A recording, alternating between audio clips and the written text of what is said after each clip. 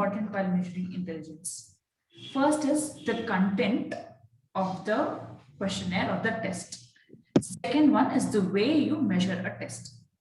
So how do you exactly know the content and the way of measurement of each test? These depend on what theory you follow to, develop or make your test, to come up with your test. So because of this, you need to know all the theories of intelligence so that you can differentiate what each theory is intending to measure and what is the purpose of each theory. So for that, you need to know all the theories. So the first part deals with theoretical background of measurement of intelligence. Now, what is this part? It is exactly the division for us, what we have covered in unit 1 and 2. Not unit, yes, unit 1 and 2. It's a combination of all these theories of from Spearman to Sternberg, all the theories. So they are just recapping the theory, telling that these theories intend to measure these factors. So the way they measure is different. So what is important in what differentiates each intelligence test is that the content and the way they measure. So this is what differs every intelligence test. So the first it started with Spearman is one of the pioneers. He's looked up on intelligence. So he came up with something called G factor. According to him, it is the general intellectual capacity which is a common for all other activities. So it is like the main set which is a part of every other subset. So that is the G factor, general intelligence. Then he also elaborated further and said there are specific factors like all the other types of intelligence that Gardner or others mentioned. He says those are specific factors, or even if, and further if you take Thornstone's multi-factor or group factor theory, there are factors. So those factors, and Spearman said there can be innumerable factors like that, and all those form specific factors. Some if the correlation between two specific factors is zero, then they used mostly factor analysis method to analyze and relate and get to know the exact way of measuring intelligence. All these they use factor analysis, so they mostly concentrated on the structure of intelligence. So if the correlation between two tests is equal to zero, then those specific factors are a part of general, G factor. G factor, the other way around, sorry.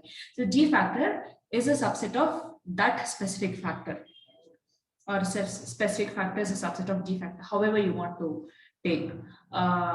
If the correlation of the tetrad difference of different specific factors along with the G is not zero, then you cannot, there's no way you can measure those factors with general intelligence. So every test or every question that Spearman intended to measure as part of intelligence had something to do with G. So the G factors and S factors. Moving on, this person's name is quite new. He says that G factor is inherited. Jensen, Jensen. He agrees with Spearman, but he adds that general intelligence is what you largely inherit, and very less it is nurtured and it is influenced by culture. So it is largely inherited. So it's like they were agreeing on father's provision would carry to son, to grandson, something like that. Jensen said G factor or the general intelligence is mostly inherited. And he was criticized, and he was found to be controversial for getting this inheritance gene factor of the general intelligence. Moving on, Binet and Simon, they kept Spearman's theory as the main major chunk of their theory, and they developed something.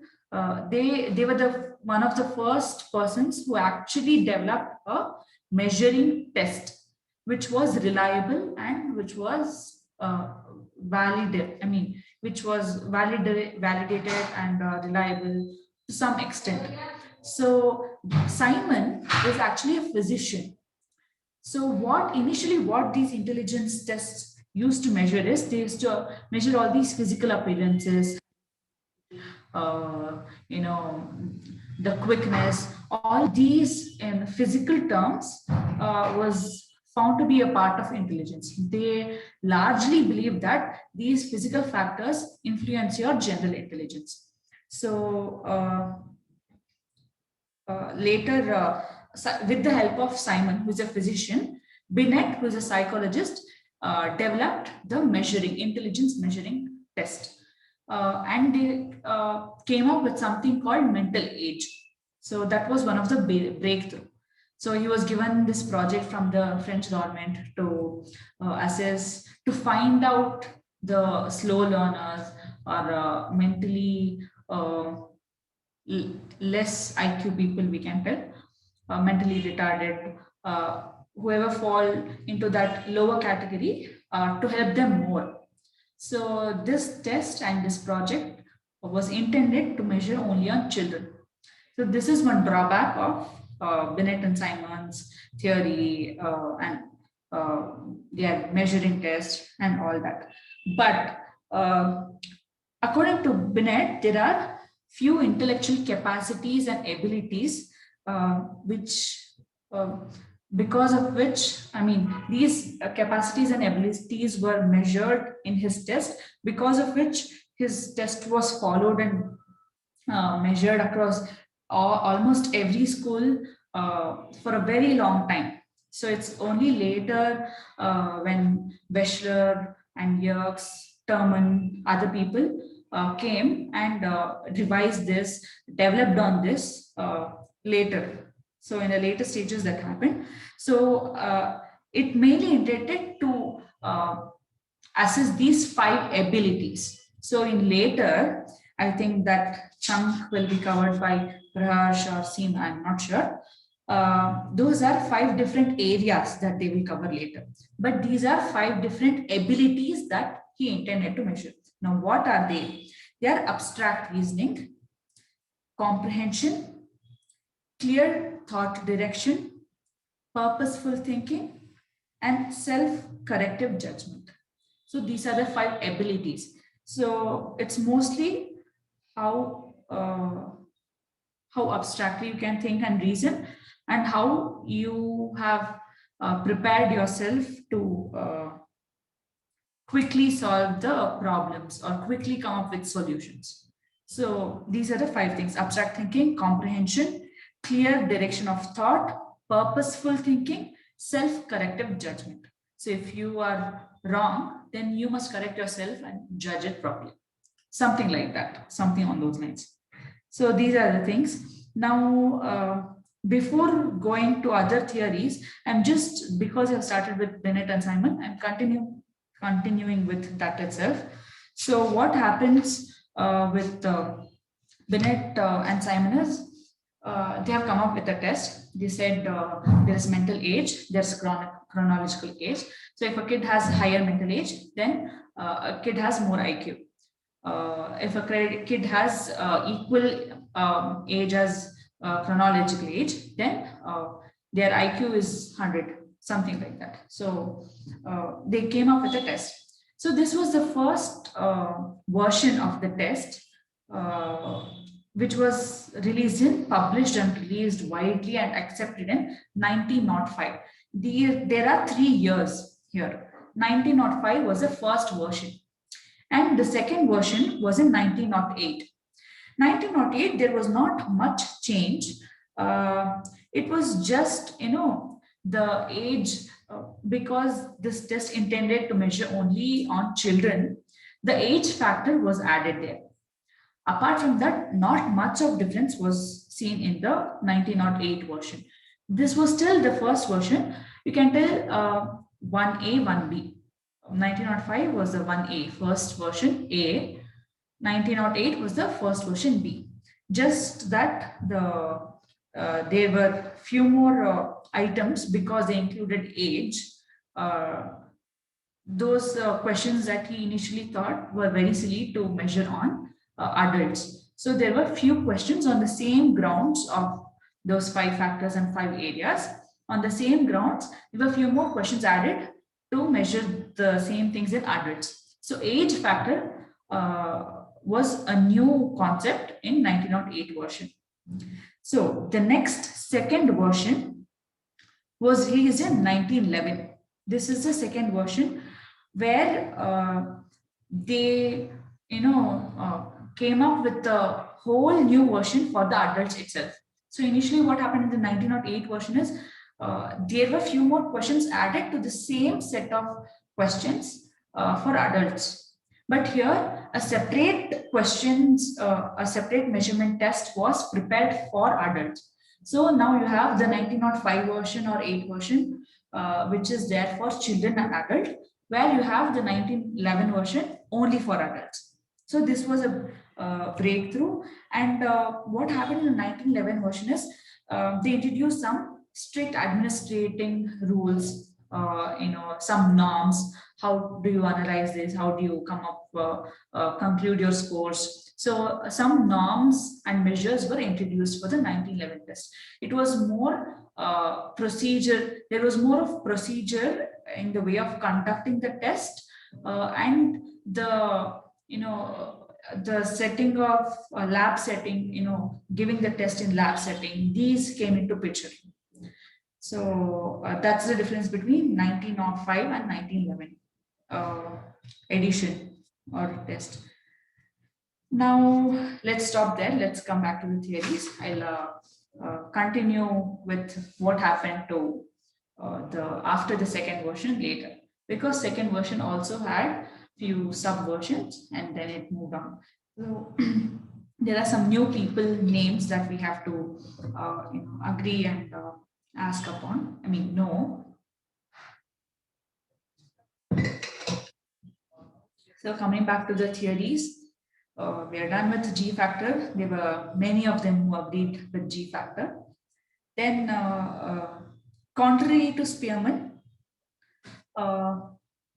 Thornstone, Thomson, these people came with multi-factor and group factor theories. So they said general factor is just they say general factor is not an expression of innumerable highly specific factors. Wait, I'm sorry. Okay, these totally neglected the G factor and they said specific factor, it's just an expression of innumerable highly specific factors. So they said which factors are highly specific: the verbal factor, the numerical factor. So those 7 factors, primary factors, which Thornstone listed, those factors come into existence. It's just an expression of those factors. So because it was just an expression and they neglected the G factor. G factor was inherited, G factor is major chunk. They said it is not that important. These specific factors come into use in different situations. So you need to measure each specific factor to know the overall intelligence. The overall intelligence itself was the G factor, but they disagreed with that. They said each intelligence is different. So the N factor is numerical, V factor is verbal, space factor is S, memory factor is M. There is something called word fluency, that is W, reasoning is R, and perceptual speed is P. So Thornstone's test was widely known as test of primary mental abilities, PMA. These specific factors are nothing but your mental abilities. So this is with Thornstone's theory. Moving on to Guilford's theory, he still disagreed with the G factor. He said any task, given task, in any given task, intelligence is measured as a combination of three dimensions. Which are those three dimensions? Operations, contents, and products. Operations, contents are those chunks of information. Operations are how you process the information. Product is the result of the information stored or retrieved, or the use of the knowledge that you have gained. So there is content, there is operations, and there is product. So task, your intelligence is measured as a combination of these three or any two. So he gave 180 factors, 180 dimensions to intelligence. So in 180 dimensions, you can be for any given task. So he said situationally, your intelligence and the combination of the factors differ. So it was, according to Guilford, it was for a given task alone. Situationally, temporarily, your intelligence keep changing. That's what he said. There you have the categories also. In contents, you have 6 categories like auditory, symbolic, semantic, behavior, visual, all those. And then you have in mental operations, you have again 6 categories, which is cognition, memory recording, memory retention, divergent production, convergent production, evaluation. And in products, you have 6 categories again. Those are units, classes, relations, systems, transformations, and implications. We have discussed these in detail while doing the second unit. So Guilford's thing is done. Then moving to Gardner, in his book Frames of Mind, he said there's no factors, there's no general intelligence. Intelligence can be divided into 9 different types of intelligence. He said there's nothing called factor, or type, and factor, or general, specific or general. There are 9 types of intelligence itself. So he classifies those 9 as 2 into analytical, 2 into creative, some 2 into personal, and the last, first 2 into analytical, second, the next 3 into creative, next 2 into personal, and the last 2 into philosophical. Naturally, so, nature and philosophy. Yeah, nature and philosophy. So that's how he divides. But there are 9 types. So this is widely accepted, and his theory took a breakthrough because it was more relatable and practical in nature, and it still has its wide applications in the teaching and learning system, education system. So next, going to Sternberg's triarchic theory, he was the first person to get the socio-cultural context, to get the external world into this. He said he gave the relation between your cognitive process or your cognitive operation and the external world, that is your behavior. He said any task that you do, or your intelligence is measured in by the way you perceive it, by the way you store that stimuli or information in your mind, how you process it, how you face it, how you experience that, how you prepare yourself and get skilled, and finally, where do you apply, how do you adapt, what do you select to adapt. So the adaptation is one major topic that clicked Sternberg's theory. So adaptation, shaping and selection is also adaptation.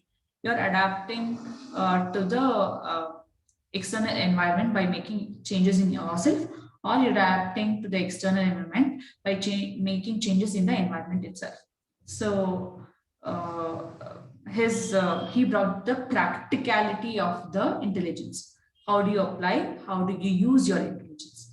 And the famous tagline was, knowledge is knowing the right answer, intelligence is asking the right question. And it's not about how smart are you, but how are you smart? So what method you use to become smart? He concentrated on the practicality of the intelligence. So that's where his theory clicked. So there's this one new person called Vernon, however you want to pronounce. It's Vernon. Vernon's hierarchical theory. Now he is this, you know, how to tell. He is like this person who is a bridge between two theories. Which are those two theories? Thornstone's theory of Thornstone's multi-factor theory and Spearman's two-factor theory. So he combined both and he said intelligence has four levels. So which are the four levels? First is the general intelligence, G factor. The next two are to do with these multi-factors. The last one has to do with the specific factor. So the first one is the general intelligence with the largest source of variance between individuals. So Spearman's G factor, general intelligence, is at the highest level, the first highest level. The second level is group factors such as verbal, numerical education, practical, mechanical, spatial, physical ability. So there are different groups. So a combination of these groups form your second level. So the group factor theory is different, multi-factor theory is different. We must not get confused between that. If I'm not wrong, I think Thomson is group factor, Thornstone is multi-factor. Multi-factor is 7. Group factor, he gives a number of groups. So a combination of verbal and numerical is one group. Combination of verbal and analytical is one group. Something like that. So group factor is different. Multi-factor is different. So group factor is the next level.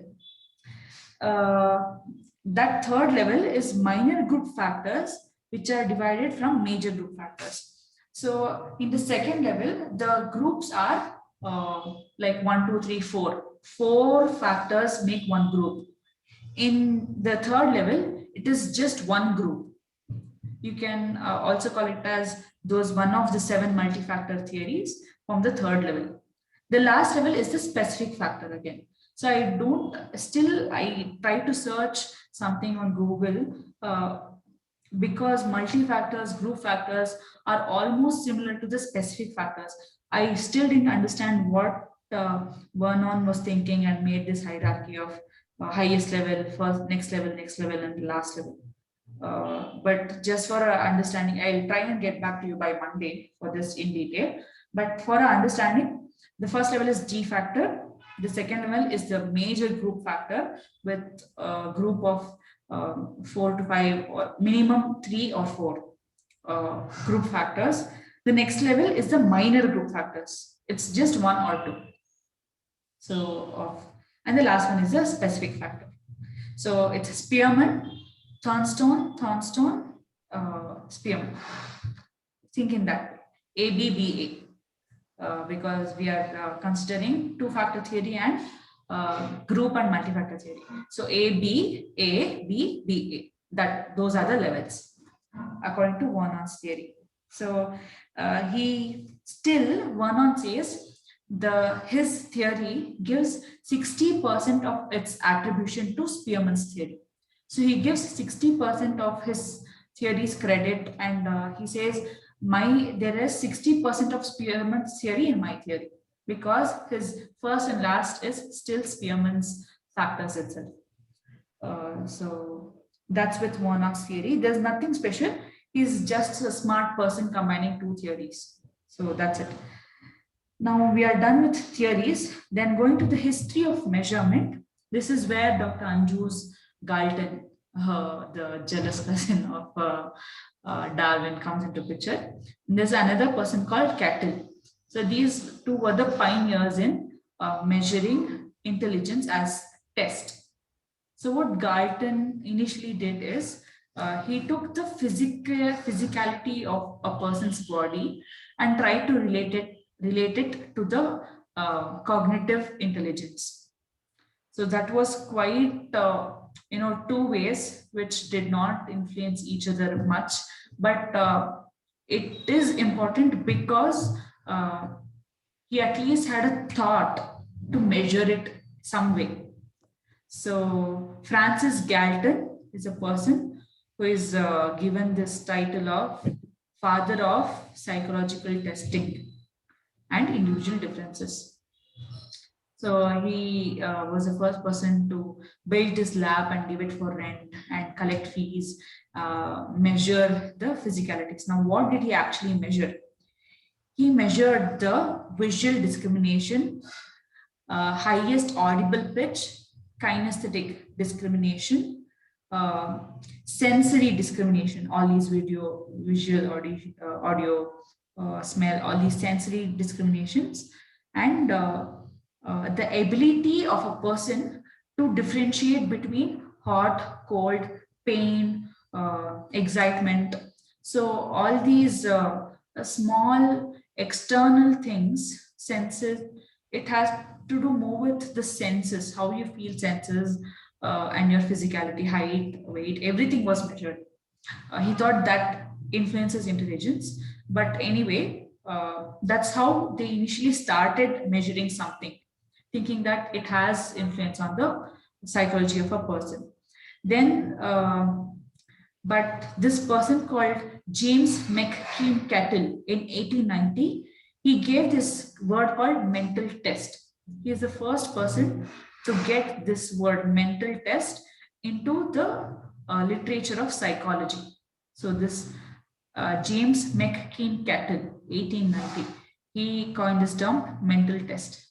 Then he also measured few things to do with physicality itself, but he measured the muscular strength, the speed of your movement, the sensitivity of your pain, the keenness of vision and hearing, weight discrimination, reaction time, memory. So he tried and measured something different apart from Galton. So these were two pioneers who started the concept of measuring something in the psychology field. So these two persons are very important. Francis Galton and James McKean-Cattell is in the book. So pioneers who started testing. Not the outcome was not intelligence, of course, but they at least started testing. Then we have this Alfred Binet, whose contribution is huge in the testing of intelligence. So we went through 1905, the first version, 1908, the first version B, 1911, the second version. So what was unique about second version is there were a whole set of questions only for adults, and there was some procedure as to how you measure intelligence, how you calculate or how you interpret their responses. So there were few norms and measures in the second edition. It also, in second edition, for adults, it also measured the language, auditory processing, visual processing, learning and memory, and problem solving. These are the 5 abilities where Binet wanted to measure. It's the same 5 abilities. Nothing much here. Then comes this person called Louis Terman. Terman, T-E-R-M-E-N. Now he studied in, he was a professor in Stanford University because he brought about few changes in Binet's second edition and came up with a third edition in Stanford University. The third edition was called Stanford Binet Intelligence Test Scale or test, whichever you want to call it. The third edition was named after the university that Terman was working, as well as Binet's contribution. So from Binet-Simon Intelligence Test, it became Stanford Binet Intelligence Test. So it is because of Terman. So keep that in mind. Binet-Simon test is different from Stanford Binet Intelligence Test. So what happened to the Stanford Binet Intelligence Test? This is where your IQ, the concept of IQ, was incorporated first. So all credits go to Terman.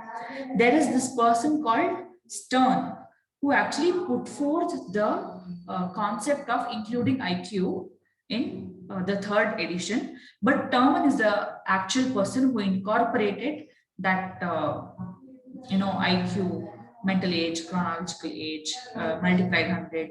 He is the first person to incorporate that into the test.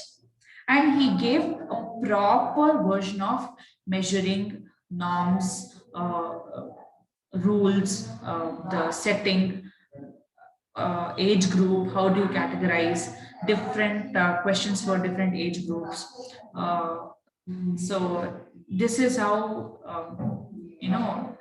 Terman made this edition of uh, Stanford Binet Intelligence Test, the third edition, very special. So that is the turning point. There are three things which is important because for this third edition. Terman made it more simple. Simplicity of the test was one thing. Second thing, he gave a standardization procedure. And third thing is he includes he included extensive manual both for administration and for teaching. Just a second, I'm getting disturbed from the conversation.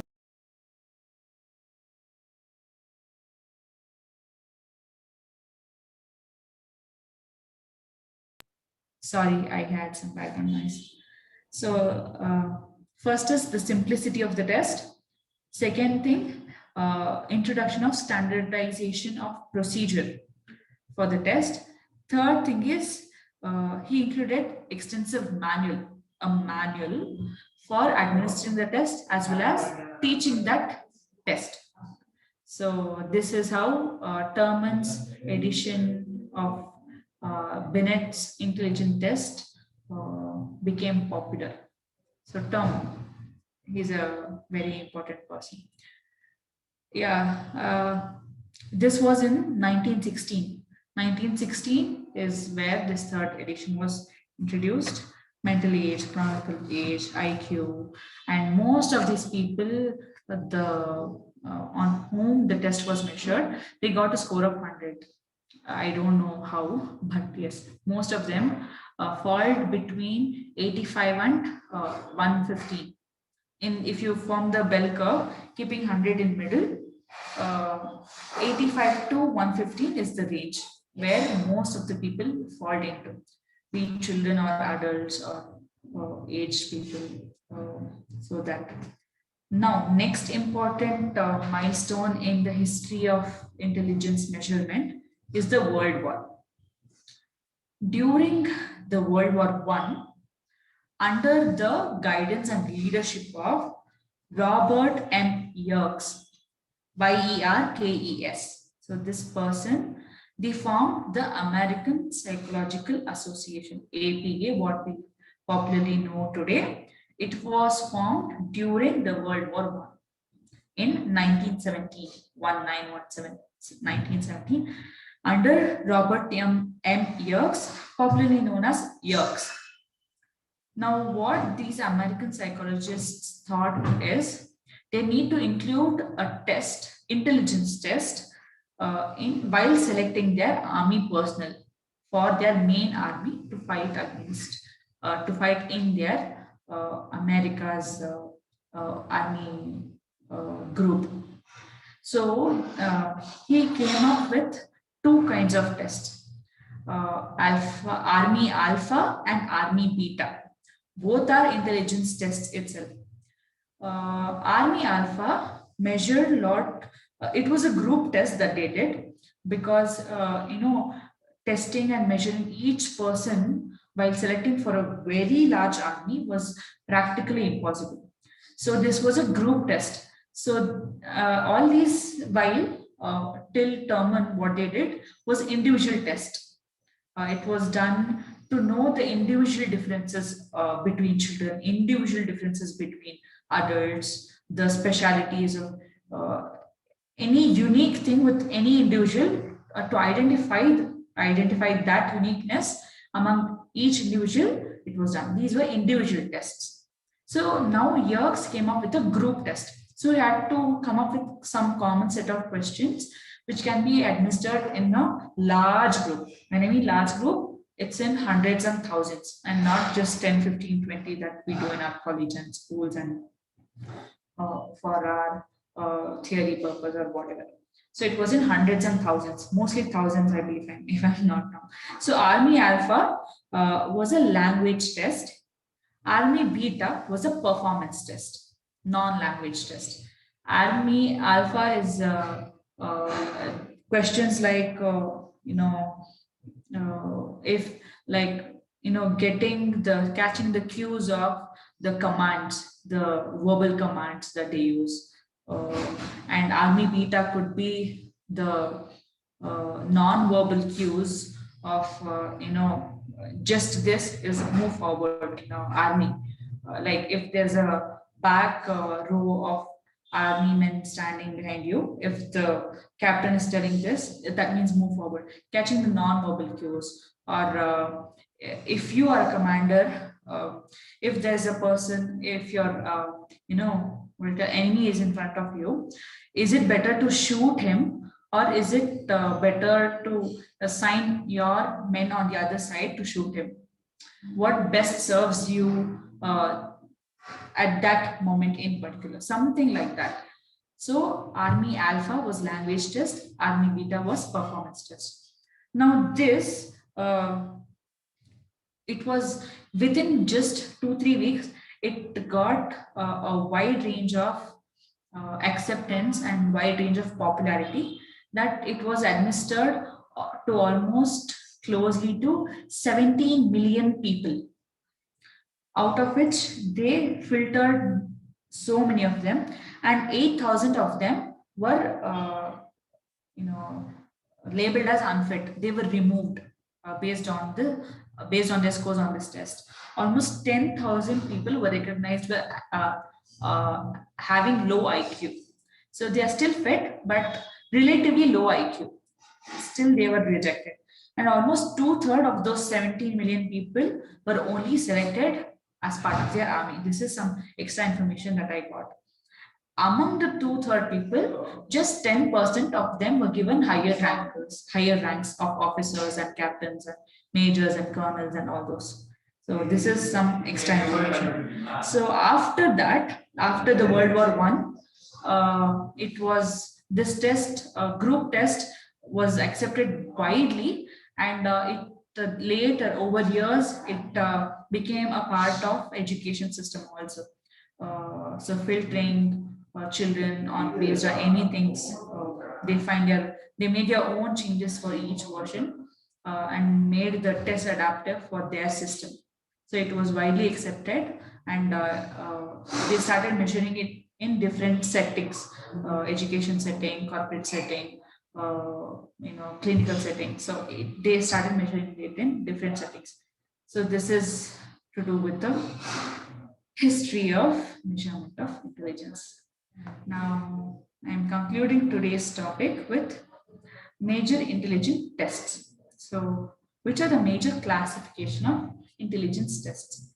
Now there are two types of classification. One is individual and group test. Individual is one-on-one, either in a natural setting or in a lab setting, one-on-one testing.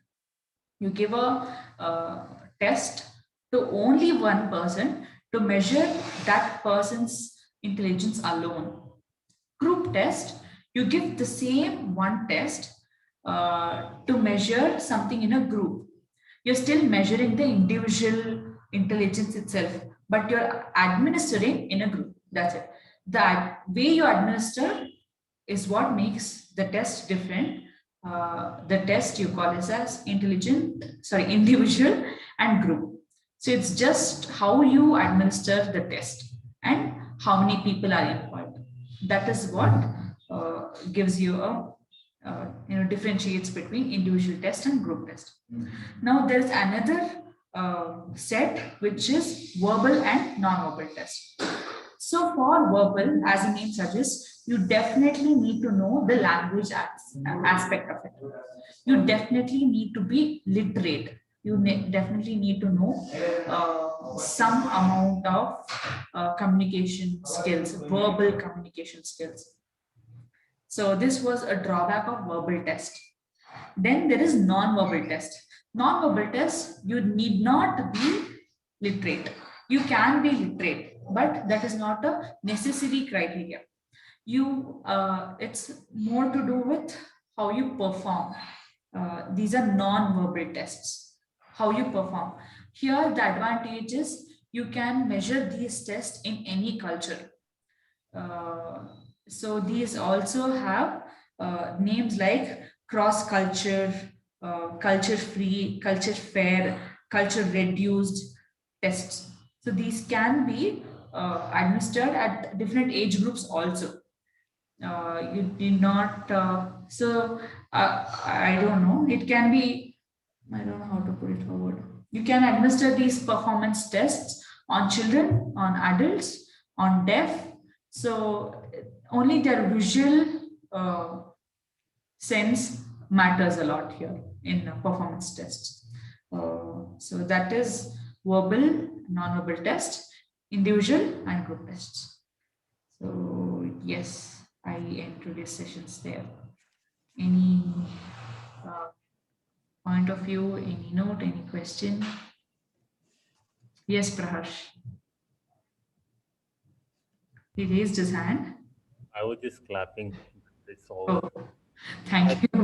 think one is that the first guy who started this test, right? They started with the physicality of it, right? Yeah, That Francis Galton. yes, the natural inclination for me also was like kind of probably not the way to start, but it was almost 200 years back. Yeah, Then probably at that point of time, your value in society was measured in those terms. That could be one reason. You're mostly doing physical activity, and that's when yeah. the Your physical appearance had to do more with your mental thinking.